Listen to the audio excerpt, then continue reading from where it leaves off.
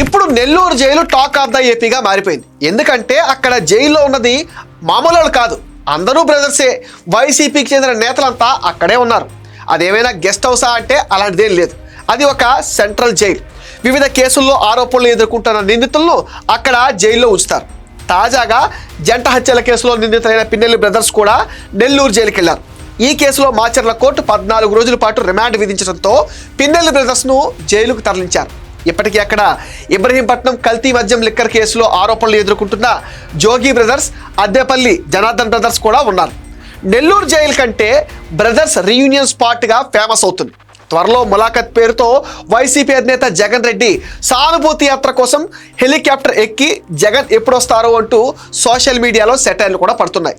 జోగి బ్రదర్స్తో పాటు అద్దేపల్లి బ్రదర్స్, పిన్నెల్లి బ్రదర్స్ని ఒకేసారి పరామర్శించే ఛాన్స్ జగన్కి దక్కింది. గతంలోనూ పిన్నెల్లి వెంకటరామరెడ్డి జైలుకి వెళ్లి మరీ జగన్ పరామర్శించాడు. మళ్ళీ ఇప్పుడు జనంలోకి వచ్చి దండయాత్ర చేయడానికి అవకాశం లభించింది.